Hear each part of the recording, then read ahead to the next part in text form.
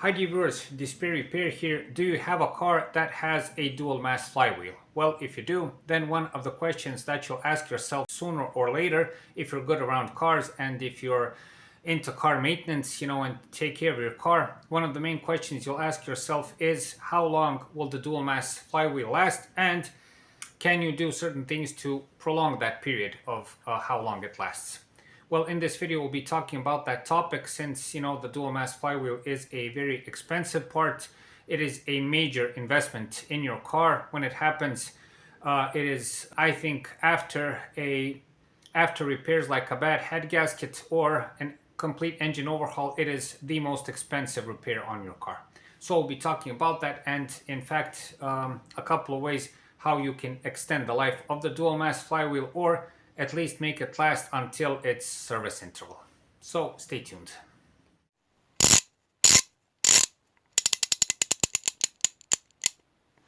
DespairRepair.com.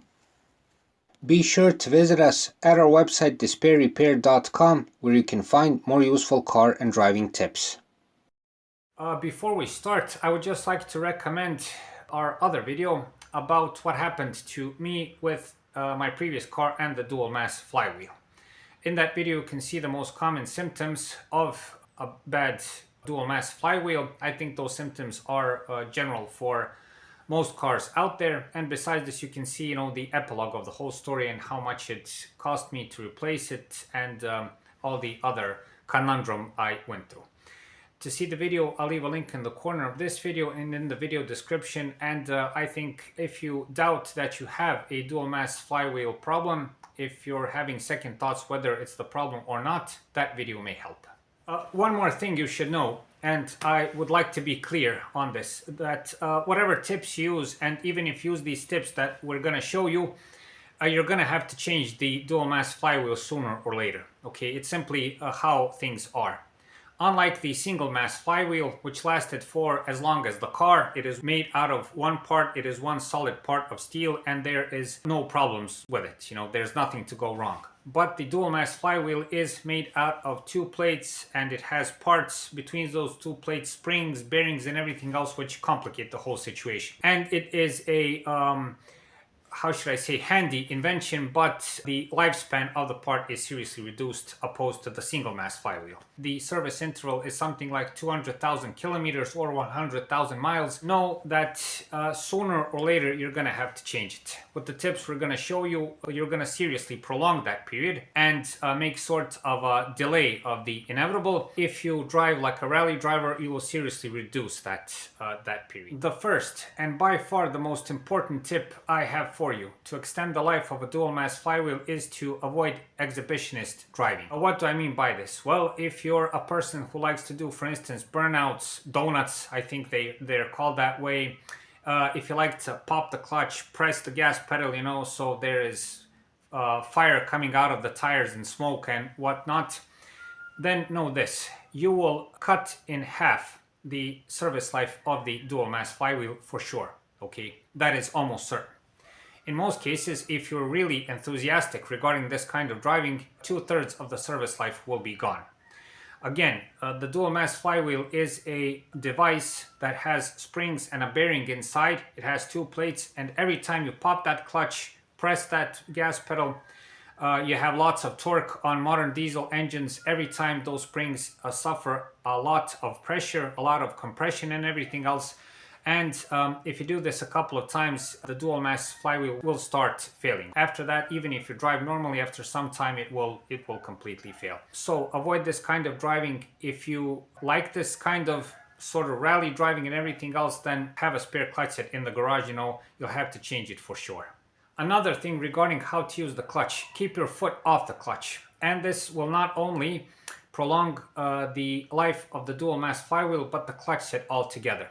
What have I seen that lots of drivers do? They keep their foot on the clutch when driving. So they change gears, and instead of putting their foot on the footrest on the side, they leave their foot on the pedal, and this way they change gears. Okay, so instead of using the footrest is the clutch pedal, so to say. What is the problem with this? Well, you put strain on the whole clutch system the whole time. It's not big. It takes time to cause any kind of serious damage, but it does damage. It damages the bearing, it damages the pressure plate, and it also affects the dual mass flywheel. So one good thing you can do, keep your foot off the clutch. The moment you change gears, take it off the clutch, put it on the footrest, and that's the correct way to do this. Lots of people make the mistake of doing this, keeping their foot on the clutch, because they have a slightly better reaction time for pressing the clutch, okay? Instead of moving their foot left and right, the foot is on the pedal and they can change it immediately, you know. But when you look at it from a distance, you only cause damage because when you get the hang of it, the reaction time is the same when you keep your foot on the footrest, okay? So if you have a practice of doing this, stop it as soon as possible. It can cost you the clutch set and the dual mass flywheel. Another thing that should be avoided, and it is equally important as avoiding exhibitionist driving, and that is remapping.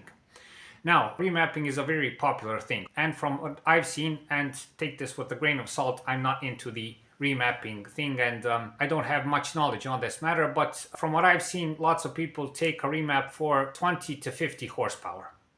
And at least from what I've heard and seen, the factory dual mass flywheel can't tolerate that, okay? There is a much bigger risk that you can suffer premature failure of the DMF in that period, but on most cars it can take it, okay? You won't have much problems. What you should take care of is, if you're doing a remap of 100 horsepower, 150 horsepower, 200 horsepower, then you will definitely have problem with the dual mass flywheel.